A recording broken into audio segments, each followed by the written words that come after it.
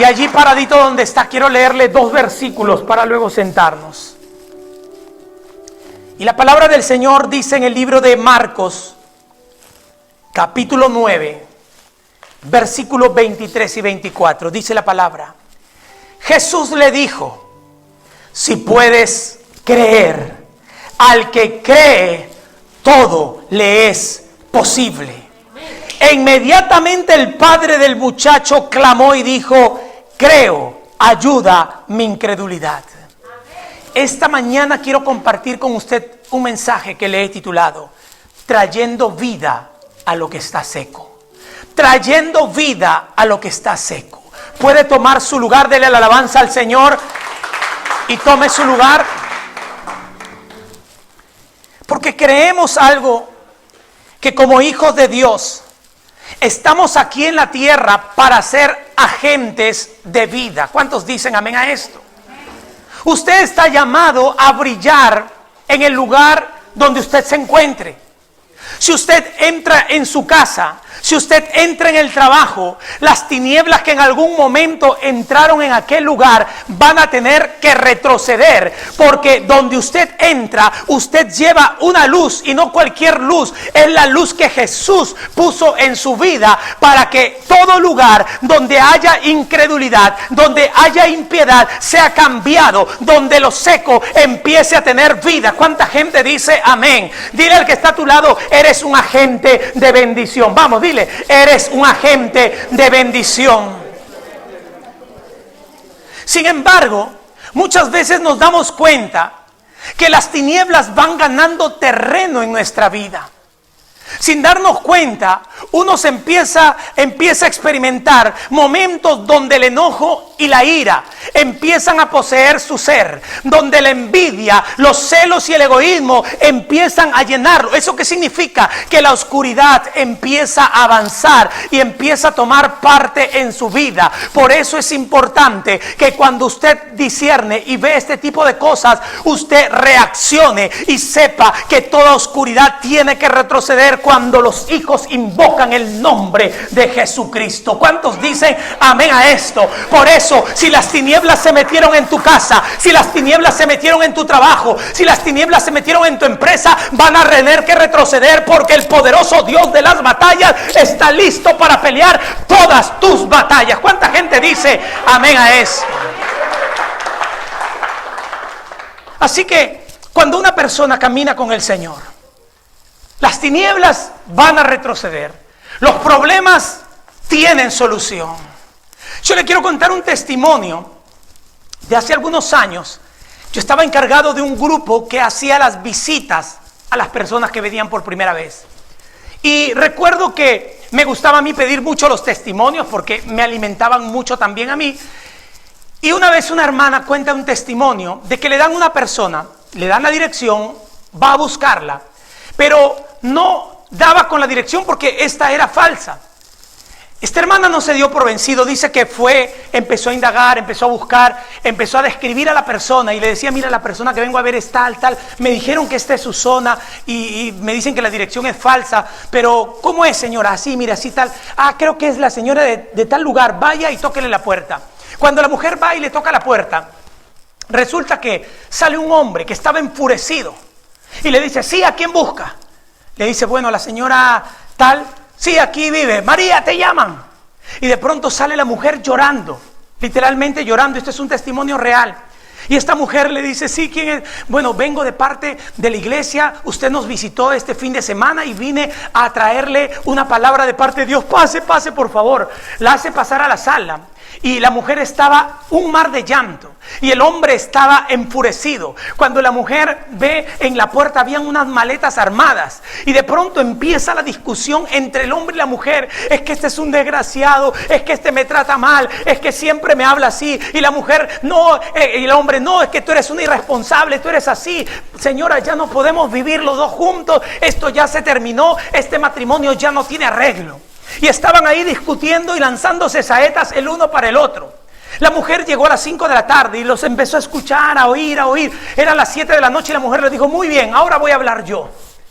Miren, si hoy estoy en esta casa, le dice, es porque Dios tiene la respuesta para su matrimonio. ¿Qué respuesta? Le decía el hombre. Ni respuesta. Yo ya no aguanto a esta mujer. La mujer decía, yo tampoco soporto a este hombre. Ambos estaban dispuestos a romper su matrimonio. Y la mujer empezó a darles palabra, palabra y palabra. Y empezó a hablarles de Dios. Empezó a hablarles del propósito. Empezó a hablarles de los planes de bien que tiene el Señor para cada vida y para cada familia. Eran las 8 de la noche y estos estaban endemoniados y no entendían. Eran las 10 de la noche y no entendían. Eran las 11 de la noche, desde las 5 de la tarde que llegó esta mujer hablándoles y no entendían. Cuando esta mujer en un momento dijo, un momento, vamos a orar, porque ni tú entienden, pero nuestro Dios que está en este lugar, Él es el que hace la obra. Empieza esta mujer a orar y dice que una presencia de Dios cae en aquel lugar, que en el instante el hombre cae de rodillas llorando. Aquel que estaba furioso cae de rodillas llorando. La mujer arrodillada llorando. Empiezan a abrazarse. Esta mujer empieza a orar por este matrimonio. Y después de acabar todo, que eran como las 12 de la noche, el hombre le dice, yo estaba a punto de irme porque yo pensé que ya no había solución. No sé cómo explicarlo, decía él, pero he sentido algo dentro de mi ser. Y le decía a su mujer que debemos darnos una oportunidad. ¿Sabes por qué? Porque donde Cristo entra, por más problemática y por más crítica que esté la situación, Él tiene poder para darle vida a todo lo que se está secando. Así que si tu casa tiene un problema, si en tu matrimonio hay un problema, si en tu familia hay un problema y ves que las cosas se están secando, Jesús es la respuesta para todo lo que tú desees. ¿O cuánta gente puede darle gloria a Dios? Así que hoy vamos a ver a través de esta historia lo poderoso que Jesús hace en una familia que fue corriendo a buscar respuesta en Él. Y en Marcos capítulo 9, versículo 17, quiero compartir hoy 3 principios que van a traer vida a todo lo que está seco. 3 principios que van a traer vida a todo lo que está seco. En Marcos capítulo 9, versículo 17, la Biblia dice, y respondió a uno de la multitud y dijo, maestro, traje a ti mi hijo que tiene un espíritu mudo, el cual donde quiera que le toma, le sacude y echa espumarajos y cruje los dientes y se va secando. Dije, y se va, repita conmigo, y se va secando. Y dije a tus discípulos que lo echasen fuera y no pudieron. Y respondió él, les dijo, oh generación incrédula, ¿hasta cuándo he de estar con vosotros? ¿Hasta cuándo os he de soportar? Traédmelo. Y se lo trajeron, y cuando el espíritu vio a Jesús, sacudió con violencia al muchacho, quien cayendo en tierra se revolcaba echando espumarajos. Jesús preguntó al padre, ¿cuánto tiempo hace que sucede esto? Y él le dijo, desde niño, y muchas veces le echa en el fuego y en el agua para matarle, pero si puedes hacer algo, ten misericordia de nosotros. La Biblia habla acerca de un hombre que estaba desesperado porque tenía a un hijo en una situación muy crítica. Este muchacho dice que estaba endemoniado, que un espíritu mudo lo tenía atado, pero no solamente le había quitado el habla, sino que este muchacho dice que a veces estaba echado en el fuego y en el agua, en 2 extremos donde el hombre no puede soportar vivir en esas condiciones. Pero la palabra de Dios nos dice que este hombre, en medio de su necesidad, fue corriendo a buscar a Jesús. Fue a buscar ayuda en aquel que es el dador de la vida. Y en otro evangelio la Biblia dice que este muchacho era su único hijo. Usted se imagina la desesperación de ese padre. Usted se imagina lo duro que era para este padre levantarse y ver a su hijo revolcándose. Estaban tomando desayuno, de repente todo tranquilo, cuando de repente el muchacho empezaba a temblar y era sacudido por ese espíritu inmundo. Usted se imagina que aquel hombre iba al centro comercial un día cualquiera y aparentemente su hijo estaba bien, y de pronto el espíritu lo sacudía en medio del centro comercial. Era un padre que vivía angustiado. Era un padre que vivía agonizando por dentro, con un dolor tan grande por lo que aquejaba en la vida de su hijo. Pero lo primero que quiero que tú entiendas es algo, que para poder darle vida a lo que está seco, tú primero necesitas tener una lectura clara del problema. Necesitas tener una lectura clara del problema. Este padre tenía la lectura clara. Él vino delante de Jesús sin importarle lo que dijera la gente, sin importarle qué dijera la multitud, qué pensara de su familia. Él le dice: Jesús, tengo un hijo que está endemoniado. Jesús, tengo un hijo. En otra parte del evangelio lo llaman lunático. Le dice: tengo un hijo que tiene un desorden mental. Tengo un hijo que agoniza día a día. Un hijo que tiene la autoestima por el piso. Todo el mundo se burla de él. Él no puede estar en un lugar sin que la gente lo mire, sin que la gente lo rechace. El padre tenía una lectura clara del problema. Y le dice a Jesús: Señor, pero yo vengo a ti, y si puedes hacer algo, ten misericordia y ayúdanos. Qué poderoso es cuando alguien tiene la lectura correcta del problema que tiene que enfrentar.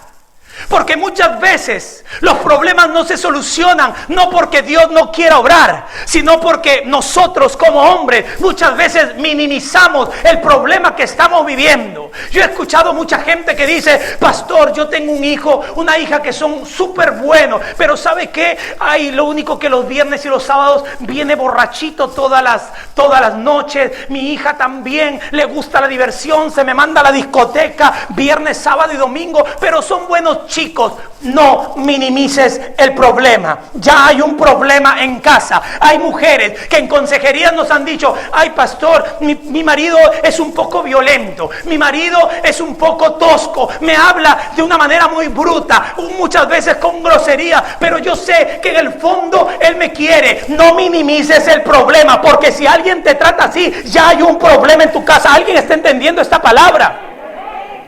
Hay gente que está minimizando los problemas. Pastor, mi mujer es buena, pero ¿sabe qué? Es un poquito atrevida. A veces se pone un poco necia, un poco terca, desafiante, pero es buena, pero me quiere. No minimices el problema, porque la Biblia dice que la mujer sabia edifica su casa, pero la necia con sus manos la derriba. Y es peligroso que tengas a una mujer necia. Cuando alguien no tiene una lectura clara del problema que va a enfrentar, entonces el Señor no le puede dar solución. Usted no puede ayudar a un drogadicto que diga: no, es que yo me drogo de vez en cuando. Me tocó a mí ministrar a un muchacho que estuve 1 hora con él, y en todo tiempo no reconocía que tenía un problema de adicción, a pesar de que la esposa estaba en la consejería y le decía: yo conozco tu cara, tú te estás drogando toda la semana. Sí, pero yo antes me drogaba 3, 4 veces, pastor, a la semana. Hoy es una vez y de vez en cuando.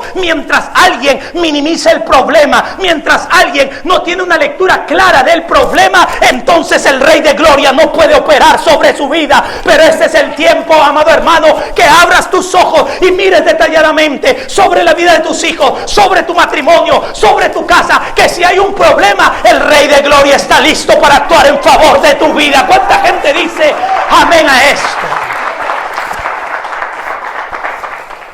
Este padre no minimizó nada. Este padre le dio a Jesús la lectura de lo que estaba sucediendo. Y Jesús quería tener un panorama mucho más claro. Y le dice: ¿hace cuánto que sucede esto?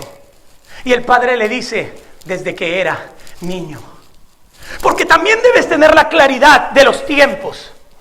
Porque si tú vienes a nosotros y nos dices: pastor, tengo un problema en mi matrimonio. ¿Hace cuánto empezó tu problema? Hace un mes, yo lo veo medio raro a mi esposo. Bueno, hay que darle un tratamiento. Pero si tú me dices: pastor, son 5 años que yo lo veo medio indiferente, que yo lo veo ahí medio esquivo, que ya no me hace caso, que ya no me mira, que ya no me halaga, entonces eso es otro tipo de problema y otro tipo de tratamiento. ¿Habrá alguien que está entendiendo esto?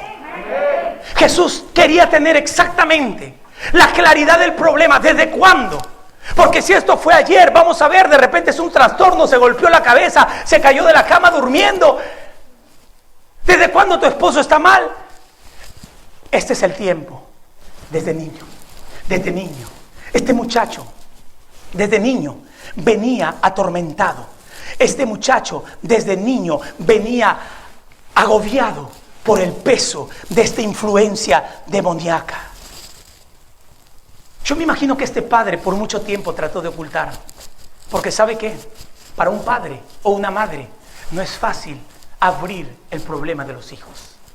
Los padres van a tratar de cubrir y de manejar y de ver la manera de cómo solucionar primero. Y el gran error es cuando no busca la ayuda correcta en el lugar correcto con las personas correctas. Y hay mucha gente que está buscando, uy, se me está secando mi hijo. Está flaco, pastor, no come.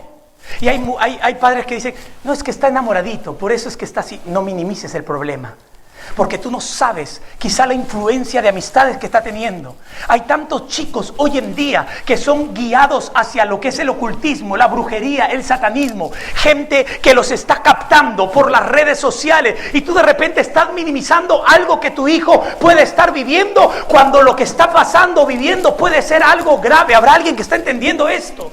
Dile al que está a tu lado, necesitas tener claridad del problema. Dile, vamos, declárale. Necesitas tener la claridad del problema. Ahora, cuando Jesús tenía el panorama claro, en el versículo 23 y 24, y póngame atención a esto, Jesús le dijo, si puedes creer, al que cree, todo le es posible. E inmediatamente el padre del muchacho clamó y dijo, creo, ayuda mi incredulidad. Lo segundo que quiero que sepas, la segunda verdad para que lo seco pueda vivir, es caminar con una fe genuina. Caminar con una fe genuina. Eran muchos años que este hombre padecía. Eran muchos años de sufrimiento para este padre. El poder ver a su hijo así, maltratado por ese espíritu, sin dejarlo en paz un instante.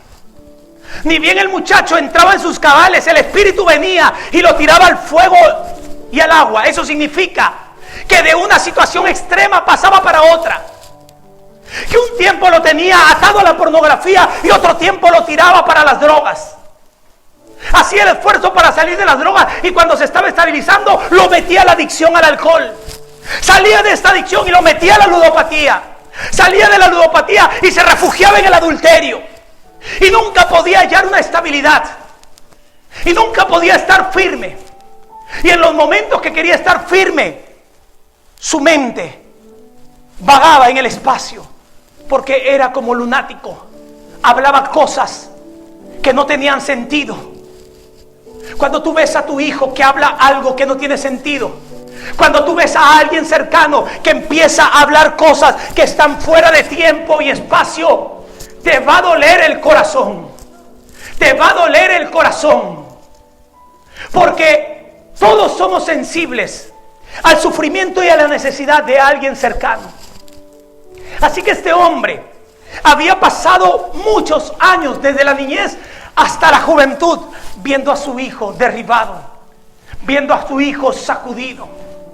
La pregunta es, ¿acaso será difícil creer, pastor? Porque fíjese la pregunta que le hace Jesús. Si puedes creer, en otras partes del Evangelio, el Señor le dice, cree solamente. Pero acá la Biblia dice que Jesús le hace una pregunta. Si puedes creer. ¿Y sabe qué, amado hermano? A veces es difícil creer. Para mucha gente se le hace difícil creer cuando tiene experiencias duras en la vida. Cuando sale de un problema crítico y entra en otro. Hay mujeres que quizá hoy las ves en el mundo sufriendo porque empezaron una relación, fueron al altar a casarse, soñando con tener una familia, nietos, generaciones, y a los pocos años termina divorciándose. Levanta otra relación, se une con esa persona y nuevamente fracasa. Levanta otra vez una nueva relación, se une con esa otra persona y otra vez fracasa, y tiene un hijo, y tiene otro hijo, y tiene otro hijo. ¿Acaso es difícil creer? Sí, muchas veces es difícil creer cuando la vida te golpea, cuando la vida te trata duramente. Hay muchachos que hoy en día viven amargados, viven frustrados porque alguien los violó cuando eran niños, y ellos empezaron a decir: ¿y dónde estaba Dios? ¿Y dónde estaban mis padres? Viven renegando de la vida y se les hace difícil creer. Se les hace difícil y complicado creer cuando tú eres un hijo, cuando tú eres un padre y parte tu hijo a la presencia, o parte un padre. Esta pandemia ha golpeado a mucha gente, a muchos familiares y quizás conocidos que tú tengas. Y muchas veces las situaciones duras hacen que el corazón del hombre se endurezca. Y a veces se nos hace difícil creer. Por eso Jesús le decía: si puedes creer. Porque yo no puedo hacer nada si tú no crees. Yo estoy listo para actuar en favor y en beneficio de tu vida, de tus generaciones. Pero si tú no puedes creer, yo no puedo hacer nada. Porque todo aquel que se acerca delante del Rey de Gloria tiene que creer que le hay. Tiene que tener fe en el Dios poderoso. ¿Cuánta gente dice amén a esto? Por eso muchas veces la gente juzga la condición de los otros y dicen: yo no entiendo por qué sigue así. Yo no entiendo, miren a este padre, cuánta gente lo juzgaba. Yo no entiendo por qué para siempre cargado. Yo no entiendo por qué este hombre para siempre malhumorado. Pero claro, ¿qué vas a entender si no sabes ni conoces la experiencia que ese padre tiene en el día a día en medio de su casa? Lo que la gente no necesita son tus críticas, son tu juicio. Lo que la gente necesita es la manifestación del amor del Todopoderoso sobre su vida. ¿Cuánta gente le da gloria al Rey?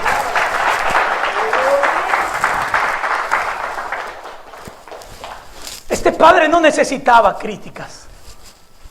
Este padre no necesitaba juicio.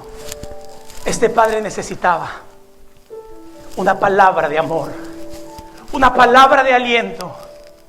Y Jesús tenía todo lo que ese padre necesitaba. Jesús tenía la paciencia para escucharlo. Jesús tenía la misericordia para derramarla sobre ese hombre. Nunca, nunca el Señor es insensible a la necesidad de la gente. Se paró ahí y le decía: es que tú tienes que creer. Estoy atado mientras tú no creas. Si puedes creer, si puedes creer. Pero el Señor le muestra el beneficio y le dice: porque al que cree, todo le es posible. Si tan solo tú crees, tu hijo va a ser levantado. Si tan solo tú crees, lo que ves seco va a tener vida. Si tan solo tú crees, lo que está muerto va a revivir en el nombre poderoso de Jesús. Pero necesitas creer. Ahora, hoy en día existe mucho mensaje sobre los altares cargados de psicología. No es que solo declara la palabra y va a ser. No es que si tú lo visualizas ya lo tienes. No es que lo que necesitas son más fuerza o más dosis de actitud positiva. La fe no consiste en fundar nuestra expectativa en lo que el hombre o en la capacidad del hombre, en lo que tú puedas hacer. La fe se fundamenta cuando tú pones tu expectativa en el amor de Dios, en la misericordia de Dios, en la bondad de Dios, en la fidelidad de... Vamos, alaba al Señor, levanta fuerte aplauso al Señor. La fe cobra vida, no en las técnicas, ni en las terapias que te pueden dar.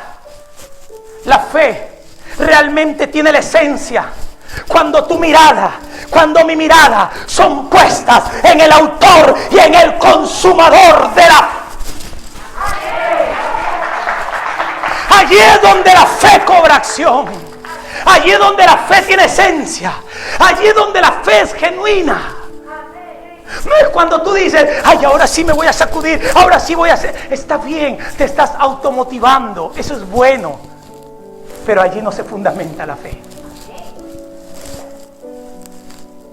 Mucha gente hoy en día en el pueblo de Dios es tan inestable porque son almáticos, porque son emocionales, porque frente a la crisis que viven tratan de automotivarse simplemente, pero ahí queda todo.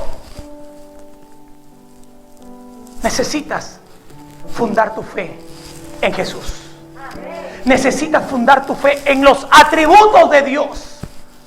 Jesús le decía al Padre: si crees, si puedes creer, todo te será posible. Pero necesitas enfocarte bien. Necesitas enfocar bien tu fe. Necesitas enfocar bien tu expectativa. Tú fuiste corriendo y buscando la salida inmediata. Por eso, en vez de ir directamente a Jesús, Él fue a los discípulos. Porque había oído también que los discípulos tenían autoridad para echar fuera demonios y todo. Y fue para allá. Fue a buscar la solución rápida. Pero con Jesús no fue la solución rápida. Jesús se tomó el tiempo. Jesús se detuvo. Jesús indagó el problema. Jesús le hizo ciertas preguntas y lo desafió a tener una fe genuina.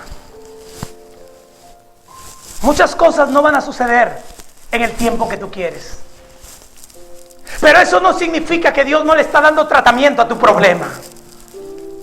Aun cuando las cosas no pasan en el momento y en la temporada que tú querías que pasaran, eso no significa que el Señor no esté en medio de tu vida, en medio de tu casa, luchando y peleando tus batallas. ¿Cuántos dicen gloria a Dios? Así que Jesús lo desafía.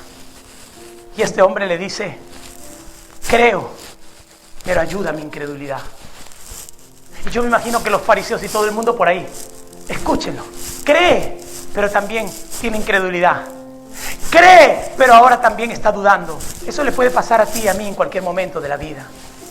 Hay momentos donde te sientes fuerte y que crees con todo tu corazón, pero vienen situaciones tan críticas que te golpean el alma, como el de aquel padre, que a veces tu fe, fundamentarla, muchas veces se quiebra en determinados momentos. El temor te invade. ¿O acaso vas a negar que en algún momento el temor no se apoderó de tu vida?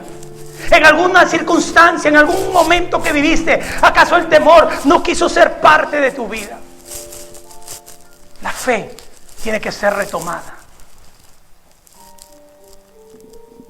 La fe tiene que ser enfocada en el consumador, en el que inició la fe y en quien termina la fe, en Cristo Jesús. Ahora dice la Biblia, en el versículo 25, y cuando Jesús vio que la multitud se agolpaba, reprendió al espíritu inmundo, diciéndole: espíritu mudo y sordo, te mando, sal de él y no entres más en él. Entonces el espíritu, clamando y sacudiéndole con violencia, salió, y él quedó como muerto, de modo que muchos decían: está muerto. Pero Jesús, tomándole de la mano, le enderezó y se levantó. Lo tercero que necesitas, la tercera verdad, es que debes tomar la autoridad espiritual. La iglesia de Cristo tiene una autoridad delegada por el mismo Dios de los cielos.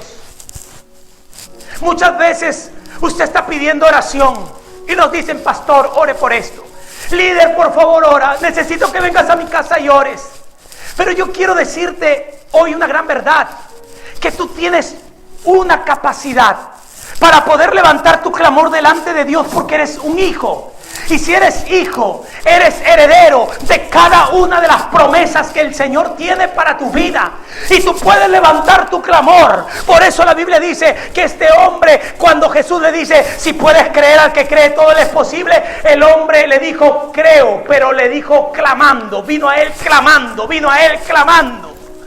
Porque necesitamos clamar para poder ver respuesta de parte de Dios. Pero necesitamos clamar con autoridad espiritual. Ahora, ¿qué significa esto, pastor?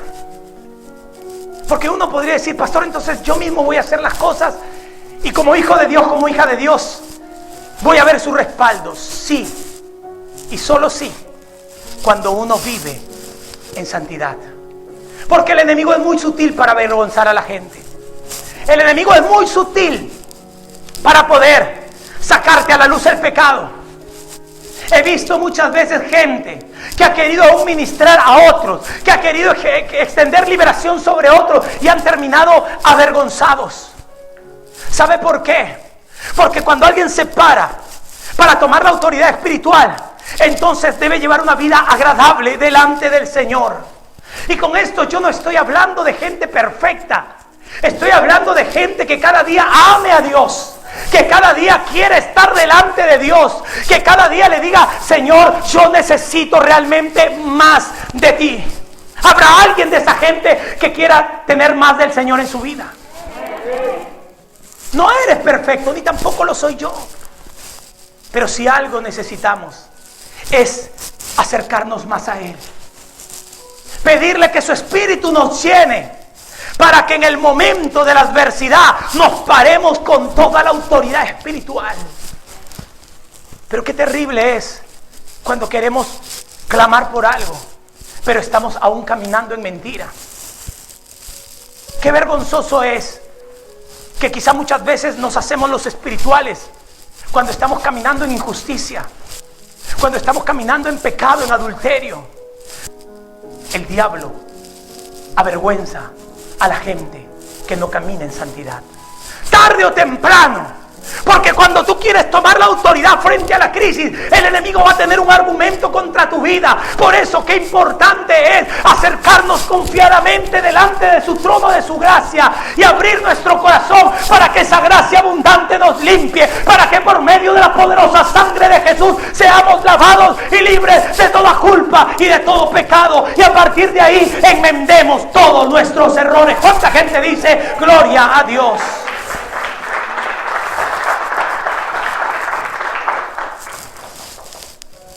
Sus discípulos se preguntaban: ¿por qué no pudimos liberarlo? ¿Por qué no pudimos nosotros hacer esto? Y Jesús en este evangelio y en otro le dice: por vuestra poca fe, por vuestra falta de fe, porque ustedes pensaron que estaba en el gritito, o que la liberación estaba en la metodología. Pero en todo momento ustedes quisieron hacer las cosas naturales, mas no fundaron su fe en el Hijo de Dios, y que el poder desciende únicamente de Él. Sus discípulos se quedaron callados aquel día y avergonzados delante de una multitud. No tuvieron la autoridad espiritual en ese momento para poder liberar a ese muchacho. Pero Jesús hace algo muy poderoso aquí. Jesús, cuando libera a este chico, Jesús reprende un espíritu sordo y mudo. Sin embargo, cuando el hombre, el padre de familia, va a darle el reporte a Jesús, le dice: mi hijo está atormentado por un espíritu mudo. Es decir, el padre estaba teniendo una lectura parcial del problema. ¿Sabe por qué digo parcial? Porque el padre se estaba guiando únicamente del problema natural. Y los discípulos, cuando oyeron cuál es el problema: es mudo, ya, a este mudo le vamos a meter por aquí, por allá, tú liberas Pedro por aquí, este costado, Santiago tú por el otro, y a este le sacamos el habla como sea. Pero Jesús, cuando lo vio, dijo: acá hay algo más que el mudo. Porque cuando alguien va a liberar a alguien, la persona tiene que renunciar. Y yo me imagino que los discípulos le decían: vamos, repite con nosotros, echa fuera a ese espíritu, renuncia. Pero ¿qué iba a renunciar si aquel era sordo? Pero como tenía la lectura solo natural de que era mudo, ellos no consideraron ese pequeño detalle. Y qué poderoso es, escúcheme, amado hermano, que cuando usted va a tomar la autoridad espiritual, empiece a hacerlo bajo el discernimiento de espíritu. Porque cuando uno discierne las cosas, puede tener la amplitud del problema. Cuando tú aconsejas a alguien, muchas veces escuchas al hombre, escuchas a la mujer, y si tú solamente quieres soltar el consejo por lo que dijo él o por lo que dijo ella, va a fracasar ese consejo. Necesitas espiritualmente tener el discernimiento, porque atrás de las palabras hay algo más, atrás de las quejas hay algo más, atrás del llantito ese como que de dolor hay algo más. Y los hijos de Dios tienen que discernir para tomar la autoridad espiritual y ser efectivos en el reino de Dios. ¿Cuánta gente dice amén a eso? Cuando Jesús reprende al espíritu, el espíritu lo sacude. El espíritu lo sacude. Y dice con violencia, al punto que lo dejó como muerto. Y todo el mundo decía, este muchacho murió. Este muchacho terminó aquí con sus días. Algunos pensarían, el dolor de este padre ya llegó al límite, porque este muchacho está muerto. Mas Jesús dice, extendiendo su mano, lo levantó. Y aquel muchacho se puso en pie. Porque donde Cristo está, es imposible que aquello que está seco no tenga vida. Ese muchacho estaba flaco quizás porque ya no comía, porque tenía tantos problemas, porque ese muchacho quizás dentro de su mundo estaba tan angustiado, tan deprimido, tan ansioso por todo lo que le pasaba, que ya se iba reduciendo el peso. Pero cuando Jesús se paró delante de él con autoridad, lo levantó, porque hay poder en el nombre. Yo dije, hay poder en el nombre. Cuando el nombre es desatado sobre un lugar con autoridad, lo muerto tiene que vivir, lo seco tiene que ser vivificado en el nombre del Eterno. ¿Cuánta gente dice amén a esto? Así que esta mañana quiero pedirte que te pongas en pie. Padre, en el nombre de Jesús quiero darte gracias. Gracias, Señor, por este día. Gracias, Padre, por este tiempo y esta enseñanza que tú nos permites hoy compartir. Queremos, Señor, que esta palabra vaya incrustada en nuestros corazones y que produzca vida, Señor. Padre, tú conoces las cosas que estamos viviendo en casa. Tú conoces todo lo que estamos atravesando dentro de nuestra familia, la crisis que podemos estar viviendo hoy, y que no es de ayer ni de hace un mes. Hay una crisis que viene año tras año tras año, y que nuestra relación se va secando, y que nuestros hijos se están secando, aún nuestro negocio se va secando, porque hay un problema, Señor, que no lo queremos ver. Hay problemas que los hemos venido minimizando. Hay una problemática en ti que quizás la has tomado en poco, pero hoy el Señor abre tus ojos espirituales para que veas claramente el problema en casa, para que te detengas a ver hijo por hijo, para que te enfoques en mirar el corazón de tu esposo, para que te enfoques en ver el corazón de tu esposa, para que empieces a ver el corazón de los trabajadores. Hay algo que está ocurriendo y que está pasando y que quizás lo has tomado en poco. Pero en el nombre de Jesús, Señor, oramos para que todo se aperture, para que todo se abra y para que todo, Señor, cobre vida en el nombre de Jesús. Queremos en este tiempo enfocar, Señor, nuestra fe de una manera genuina en tu amor, en tu bondad, en tu misericordia. Queremos, Señor, dejar de seguir simplemente métodos, terapias, pautas, que muchas veces, Señor, nos llevan a vivir mayores frustraciones, porque lo único que hacen es que queramos fundar una expectativa en lo humano y en lo natural. Pero tu palabra, así como lo desafió aquel hombre, si puedes creer, al que cree todo le es posible. Creemos, Señor, que cosas grandes van a ocurrir si es que nos enfocamos únicamente en ti como el autor y el consumador de la fe. Gracias, Espíritu Santo. Gracias por cada uno de tus hijos. Gracias por cada uno de sus corazones. Te pedimos, Espíritu Santo de Dios, que tú hagas la obra de una manera maravillosa en medio de cada una de sus vidas. En el poderoso nombre de Jesús de Nazaret. Gracias te damos por